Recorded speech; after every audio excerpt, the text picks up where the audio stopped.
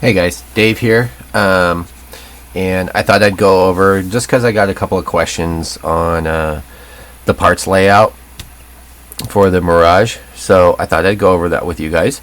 Going over the instructions here, you got what's the cover page, and then for the back page, they have for some additional things like where the hands go, the sword handle, the scabbard. And then this is if you got the burst launcher version of this to go on it, which it's somewhat cool, but I'm not that into it. Let's see here. So going over the parts list, first of all, I have to say my only gripe with Neograde is the parts layout. Now they do a decent job of it's pretty much laid out, head area, chest area, waist area, but there's a lot of these that are in dark gray that when you're trying to find the parts, it's really hard to tell one piece from another piece. And a lot of them, like this one, part 69, they picture the back side of the part that'll go against the kit, where the other side has detail, so it can get confusing on that. But there's the parts. Of course, I've gone through and I've checked off everything, made sure everything that was there. You've got the leg parts, and then you've got the arm parts, weapons, the hand options here, and then all the extras like the battery case, the battery, the wires, the button, etc. on that. So what I'm going to do is I'm going to cut and lay out parts so you guys can see what they look like, and I'll be back in just a second. Okay guys, so here we are back. Here's the instruction sheet for on the legs. You have this section here which is for the inner frame, which I have to say, with all the details and stuff, this thing is just sick. And especially with it being the Neograde, you really pay for the quality. It's smooth. There is no blebs on it. There's hardly any seams on here. Most can be just taken care of with the back of a hobby knife. There's only one issue that I found so far with piecing together, and we'll get to that here in a little bit. And then here are all the outer armor pieces. So laid out. Now, one thing I meant to mention, on the part sheet, they have this piece marked as number 93. Okay, so this is if you guys end up getting this. It's marked as number 93, but on here they had it labeled as part 94. So I crossed that out and I wrote in 93 because this is part 94 over here. So that'll save you guys some headache when you're separating your parts. And we'll kind of start down here. These are all the pieces for the feet, and just a quick piece together. This will snap in like so for the heel, and then the heel will snap on like so. Top of the foot cover. And then, now this isn't so tight that it'll just hold together, and then that one goes on like so. Now the pieces are keyed, so you can't really screw it up. So that's all the feet pieces. And while we're on the feet, something that I noticed when I was laying out, if you look at these, now this piece is supposed to go to the inside. If you look at them, they are curved inwards, with the way that these pegs are. So it ends up splaying out the feet like this. So we're going to have to modify that. And I know it's hard because this is like pure white resin. So we're going to have to modify that so that the foot sits more flush in here, because this is the inner leg part and you can see how this is angled. So what ends up happening is this is fine, and then when this piece goes on like it's supposed to, like so, which by the way, this is a total of 10 inches, and that's just the leg. So you'll see here's the socket for the right leg, but what ends up happening is it acts like it's the wrong side. It's really funky. It's just like so far out there, unless I'm missing something joint wise, but because the legs are supposed to be like this, so you can probably see how for it to be flush, and even on the other side, it's even worse if I use that foot. So I'm gonna have to figure out what they did with that. Getting to the main leg part, we'll get the feet out of the way. Getting to the main leg part, we've got the internal frame, which will snap together like that. You can see all the details that are up in here. We've got this piece, which will fit on like so. See if I can remember off the top of my head. I think these go something like this.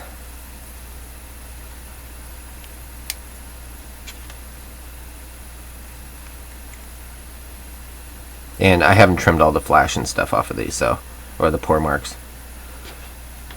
So they'll go like that.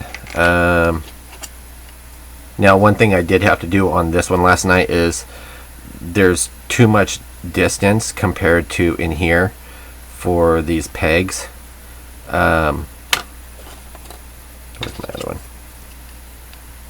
So what ends up happening is it doesn't quite reach. So I just had to trim it down. I'm going to get rid of that because it keeps falling off.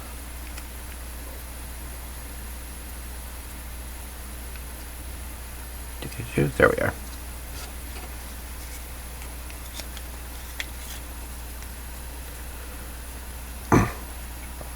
And then you are supposed to have this gap in here so that you can see this piece that's underneath. So you've got that. You've got the kneecap, which will fit onto there. You've got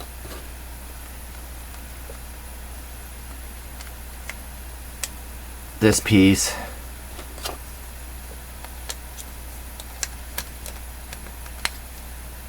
which will fit on. Now these other little gaps, just some warm water, and that'll snug right up.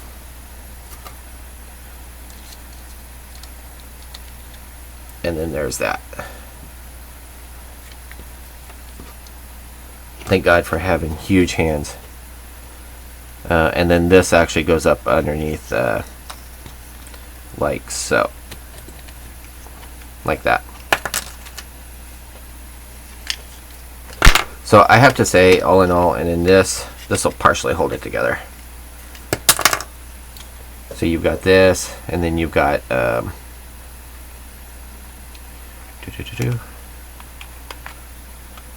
then you've got that.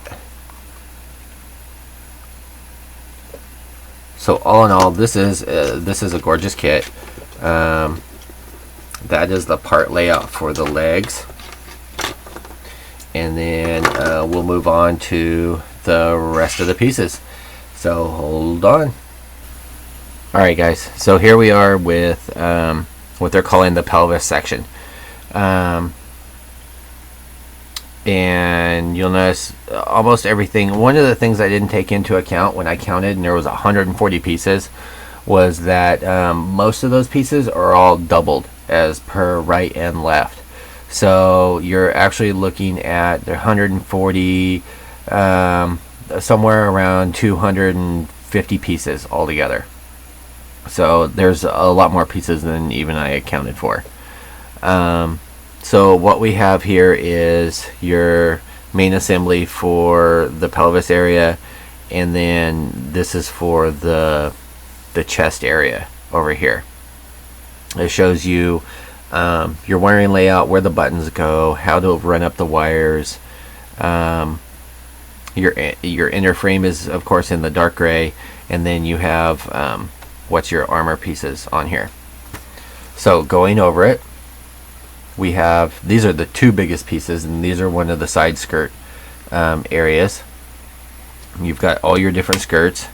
You've got your butt piece, your back piece on here. And if you notice, when I went through and I separated all these pieces, I actually numbered each and every one of them, so I know just looking at the instructions where they go instead of having to stare at them and wonder.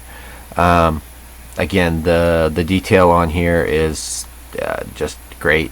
I can't say that enough.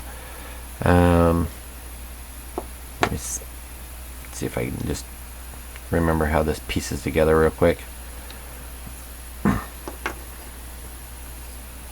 I don't even think I've test fitted this yet.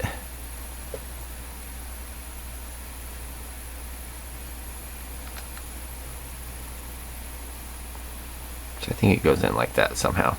Anyway, so this is coming down for your legs. You know, again, great detail, nice, crisp, clean. The only reason I'm doing the parts layout like this instead of just kind of putting it together is because I had a couple people ask me. We'll get back here so you guys can see these pieces too. I think these go to the arms also. Lots of little things to do on here. Not a lot of, at least for my end, magnet work needing to be done. A lot of this frame stuff can just be sanded, put together, glued, and then some of these pieces that can be done. What I'm planning on doing is painting this with the Gaia Notes Starbright Gold. That's going to look so good on this. But that's it for the waist area, and then we'll come back and we'll go over the chest and then the arms. So hold on. Alright, so here we have for the main body and head unit, you've got all these parts that make up the body, and then all the armor pieces that go on over. I actually haven't messed with any of this to try and test fit. These I'm keeping in here just for safety reasons. But you've got the face mask, you've got the what I thought was the pilot, but I got corrected that it's basically the gunnery control or Android or something like that. As you can tell, I haven't watched any of the series or read any of the books or anything like that. But the detail on the face is very cool. It almost kind of reminds me of Evangelion, the face on those. But this is just your basic parts layout. And let's see here. See if I can get it to focus here. There we go. So again, all the parts are numbered. This is the collar part. Your main body. You've got these, which I stuck in here. I didn't know where they went until I got to the last page, and they actually go on the end of these, which are the 3D printed parts. And they actually hang off the tip up there, which, as some of you know, when you watched my last video, I found out I thought these were all ball jointed, but they're actually not. There's a fine wire that's in the center of them, which is good for stability. But the only thing I don't like is the stupid texture that's on there. You know, I really like the thought of 3D printed parts and everything, but the downside is that you get that texture. So you know, I don't know if it's how they're setting it or what, but you just get this texture and you have to sand it down. And there's some companies that are coming out with new 3D printed parts that they're not. They're literally just printing it and, you know, making molds and casting as is. The Moya Baby Iron Man, great example of that. And here we still have our clear parts and our 3D printed gimmick for the head unit or crown unit. These need to be sanded and clear coated. So that's it for these. Very cool. You know, I don't know what all I'm going to end up doing with it, but it should be interesting. Next parts that I think we're moving on to are the arms, and so I will be back with those. Okay guys, so here we have the arms. I really like the layout of these shoulders. It's really cool. You've got your inner frame part, but then you have 1, 2, 3, 4 pieces that make up just one side. You've got your arms and then all the armor pieces that go over it. So to go over that, first, before we do, here are the hands. Let me pop one of these out.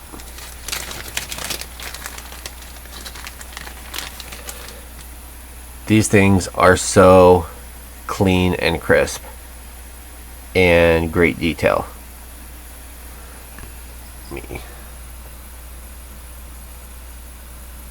Come on, focus on it. There you go.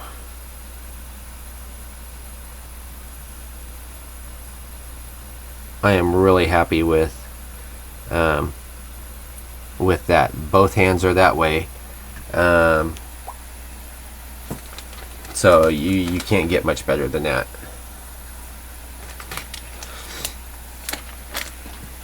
And they're good size too. Now as soon as this decides to focus, I like this camera, except for the fact it likes to focus on what it wants to focus on. So here you have your two arm pieces, and again, this is another piece that I haven't even attempted to dry fit.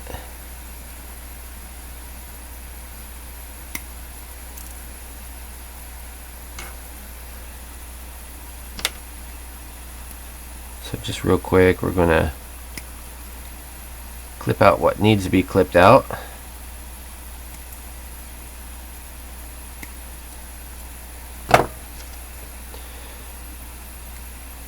And what we got here? Pretty sure that's the way it goes in.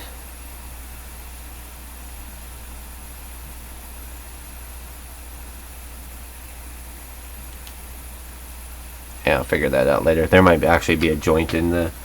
Oh, there is a joint in there. Ah, my bad.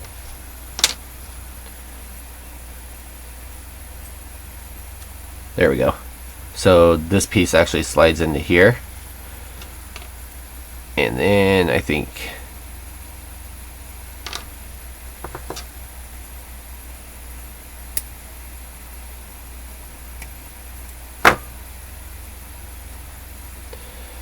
this piece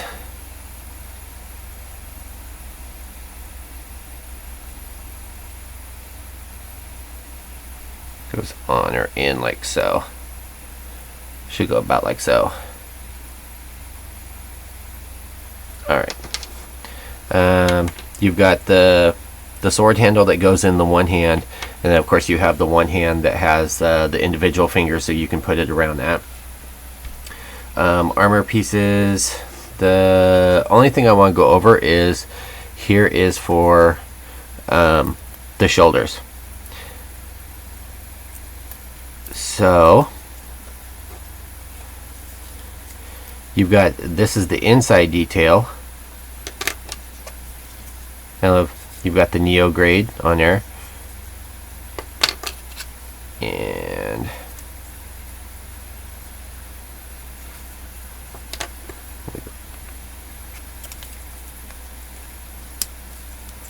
so that's going to go over just like so.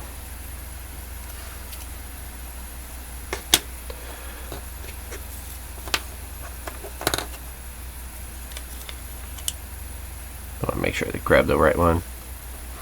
This will fit inside here, and this is kind of cool. Check out the detail that's in here. If you guys can see it, they did detail in there, even though you will never see it because this piece goes over it. So you've got that, and it just loose fitted in there for right now, and then that locks onto there, and that's just one side of the shoulder. So you've got 2 of those. You got 4 total, counting both arms, and that's your part layout for your arms. Next up, and I'm not even going to cut away for it because it'll take too long. We just got the last piece here.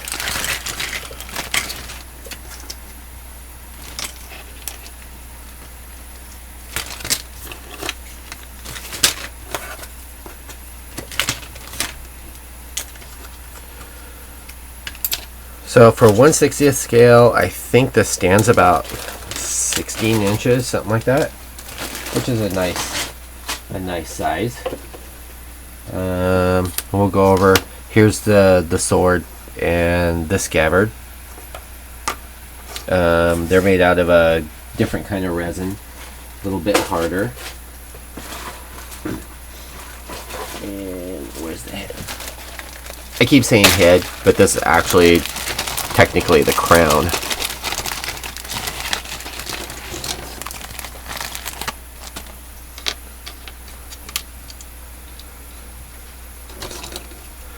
So this part's going to go to the back. Pan up here. This goes to the forward, and it's actually going to go this way, and like so. And then it'd help if I look at the directions on here.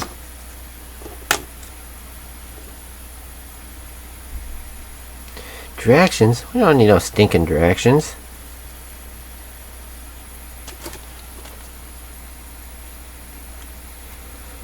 So this will actually go about like so, and I think this one fits in like that.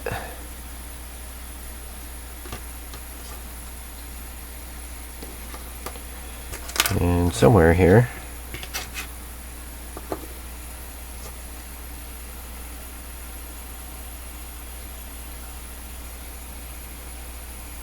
I think this attaches to the actual head part on there, but you guys get the idea. Nice, big, solid, and minimal sanding and everything. This thing's going to be really cool once it's all done. Planning on painting with, I don't know if I went over this earlier, with the Gaia Notes Star Bright Gold. It's a fantastic, nice flashy gold.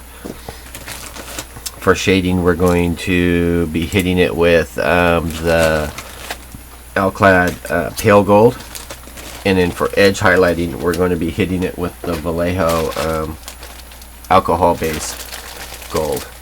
Something that can be done by brush, comes out really good. And here's a picture of, and I didn't pull out, but here's the directions for the clear pieces, and then the gimmick piece that goes in there, so that you can slide that up and down over that. Alright guys, I know this was long.